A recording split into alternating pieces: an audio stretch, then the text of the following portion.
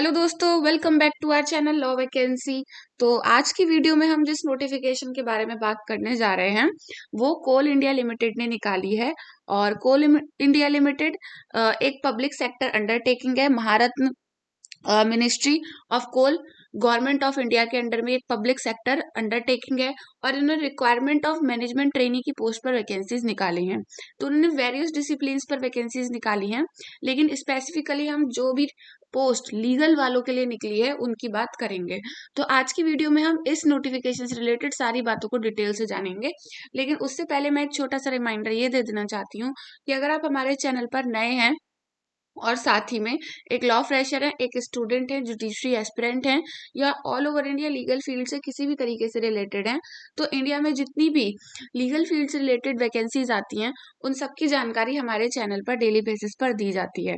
इसीलिए आप हमारे चैनल को सब्सक्राइब कर दें और बेल आइकन को प्रेस कर दें ताकि डेली बेसिस पर जो भी इंफॉर्मेशन आ रही है उसकी वीडियो आपसे मिस ना हो।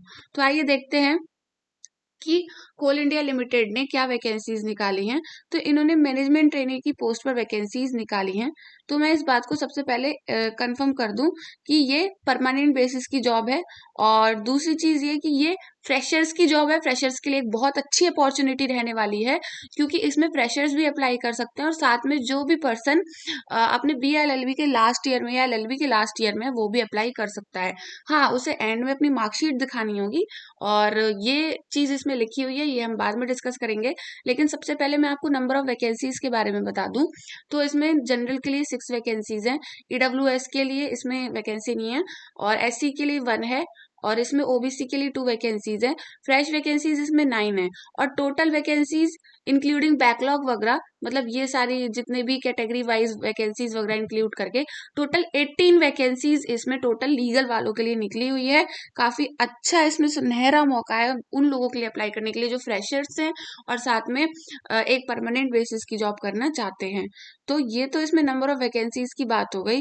अब हम इसमें बात करेंगे कि इसमें एलिजिबिलिटी क्राइटेरिया क्या रहने वाला है। आप क्या क्या क्या चाहिए आपको, आप कैसे अप्लाई कर सकते हैं। तो इसमें मैं आपको बता दूं कि जो इसमें एलिजिबिलिटी क्राइटेरिया है वो graduation in law of 3 years 5 years duration from recognised university institution with minimum 60% marks. तो इसमें आपका एलिजिबिलिटी क्राइटेरिया कुछ भी नहीं मांगा गया है, बस लॉ मांगी गई है, या तो 3 साल की या 5 साल की, या तो LLB की डिग्री या फिर BA-LLB की degree from a recognised university. तो आपको इसमें इस चीज को अच्छे से ध्यान रखना है कि बस आप ग्रेजुएशन होने चाहिए, फ्रेश ही हैं, तो आप आराम से इसमें अप्लाई कर सकते हैं। फिर अब हम आगे इसमें इस चीज को डिस्कस कर लेते हैं कि आप कैसे अप्लाई कर सकते हैं लास्ट ईयर में। ये देखिए, ये लिखा कि candidates who are currently studying in final semester year trimester of session of minimum required qualification are eligible to apply. तो इन्होंने इस चीज को मेंशन कर दिया है, however they have to submit final pass results of minimum required qualification before final selection. तो ये इन्होंने शर्त रखी है कि जो भी कैंडिडेट अपने लास्ट सेमेस्टर में है, फाइनल ईयर में है, तो अप्लाई कर सकते हैं। लेकिन हाँ, उन लोगों को अपने जितने भी डॉक्यूमेंट्स अपना फाइनल मार्कशीट जो है वो जब भी इंटरव्यू होगा या फिर सिलेक्शन प्रोसेस होगा तो तब आपको सबमिट करनी है। तो इस तरीके से इन्होंने सारी चीजों को बता दिया है। तो जो भी फ्रेशी हैं और जो अभी LLB कर रहे हैं उनके लिए भी ये काफी अच्छी अपॉर्चुनिटी रहने वाली है। अब उसके बाद हम सबसे दूसरी इंपॉर्टेंट इंफॉर्मेशन पर जाएंगे, वो है सिलेक्शन प्रोसेस से रिलेटेड। तो सिलेक्शन प्रोसेस, इसमें आपका CBT कंडक्ट कराया जाएगा। Selection process will be based on marks obtain in the computer based online test. और फिर उसके बाद जो आपका एडमिट कार्ड वगैरह होगा वो आपको ऑनलाइन पोर्टल पे मिल जाएगा। ये तो एक नॉर्मल और कॉमन सी बात है। तो इसमें जो आपका सिलेक्शन प्रोसेस होगा, इन्होंने ये लिख रखा है कि the computer based online test will be held at test cities mentioned in the online application. तो जो आपका ऑनलाइन एप्लीकेशन फॉर्म होगा उस पर जो टेस्ट सिटीज होगी जो आप अपने अकॉर्डिंग डालेंगे, उसके अकॉर्डिंग, मतलब प्रेफरेंस के अकॉर्डिंग उस पर आपका जो ये कंप्यूटर बेस्ड टेस्ट होगा। फिर उसके बाद अगर मैं कंप्यूटर बेस्ड टेस्ट के बारे में आपको बताऊं, तो इसमें आपका 3 घंटे का टेस्ट होगा। 1 सिटिंग में आपका टेस्ट होगा जिसमें आपके 2 पेपर होंगे, और पहला पेपर 1, पहला दूसरा पेपर 2, और दोनों आपके मतलब टोटल पेपर आपके 100 मार्क्स का होगा। मतलब 1 और 2 का मिला के 100, मतलब पेपर 1 आपका 100 मार्क्स का होगा, पेपर सेकंड आपका 100 मार्क्स का होगा। 100 मार्क्स ईच इन्होंने लिख रखा है। तो मतलब पेपर 1 आपका 100 और पेपर 2 आपका 100।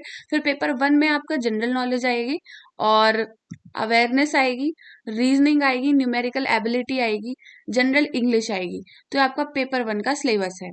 फिर पेपर 2 का आपका professional knowledge of discipline related with 100 multiple choice question in each paper. तो मतलब इन्होंने इस चीज को बिल्कुल मेंशन कर दिया है कि पेपर 1 में आपका जो जनरल नॉलेज और ये रीजनिंग वगैरह आएगी, ये 100 मार्क्स की आएगी टोटल। और पेपर 2 में आपका जो आपके डिसिप्लिन से रिलेटेड क्वेश्चन होंगे वो भी 100 मल्टीपल चॉइस क्वेश्चन होंगे।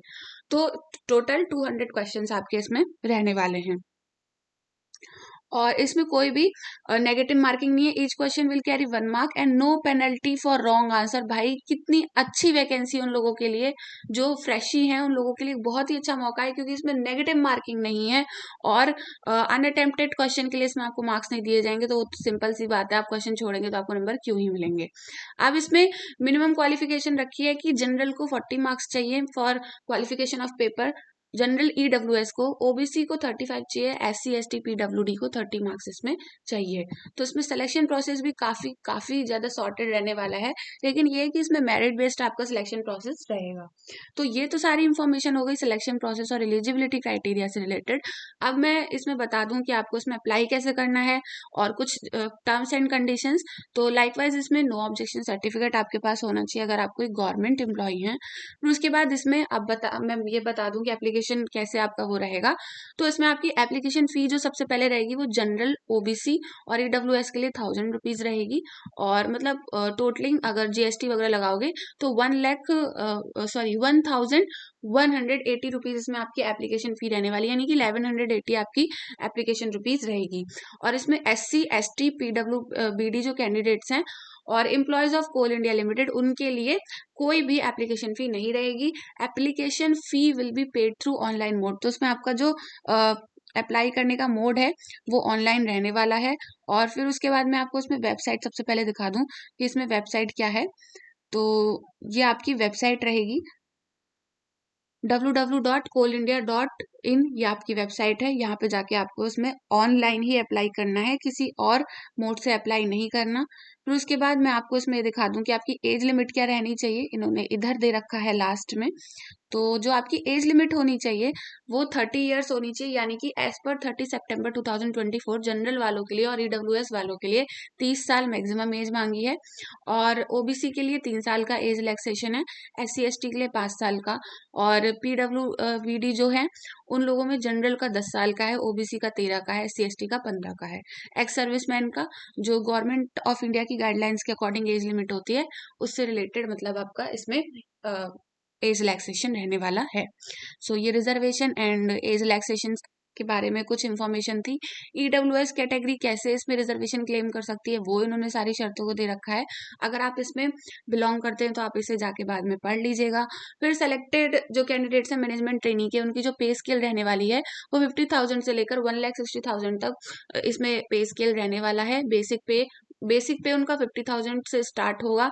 तो काफी अच्छी खासी सैलरीज आपको इसमें प्रोवाइड करी जाएंगी।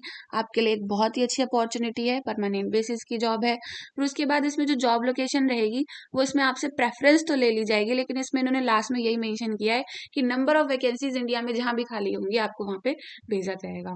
फिर उसके बाद इसमें आपका जनरल टर्म्स एंड कंडीशंस हैं कि आपके बिहेवियर को कैसा होना चाहिए, कंडक्ट कैसा होना चाहिए। तो ये आपका इसमें सारी इंफॉर्मेशन जो मेन थी आज हमने डिस्कस कर ली। और अगर आप इस पीडीएफ को हमसे लेना चाहते हैं या फिर इससे रिलेटेड आपकी कोई भी क्वेरी है तो आप हमारे टेलीग्राम चैनल पर जाकर पूछ सकते हैं और इस पीडीएफ को वहां पर जाकर आराम से पढ़ सकते हैं। हमारे टेलीग्राम चैनल का लिंक आपको वीडियो के डिस्क्रिप्शन बॉक्स में दे दिया जाएगा। और all over India legal field से रिलेटेड जितनी भी वैकेंसीज होती हैं उन सब की जानकारी हमारे चैनल पर डेली बेसिस पर दी जाती है। इसलिए आप हमारे चैनल को सब्सक्राइब कर लें और बेल आइकन को प्रेस कर दें ताकि डेली बेसिस पर आने वाली वीडियोस का जो भी नोटिफिकेशन है आपसे मिस ना हो। तो आप इस वैकेंसी में जरूर अप्लाई करिए, आपके लिए बहुत अच्छी अपॉर्चुनिटी रहने वाली है। और आज की वीडियो में इतना ही, मिलते हैं नेक्स्ट वीडियो में नेक्स्ट नोटिफिकेशन के साथ। Thank you for watching.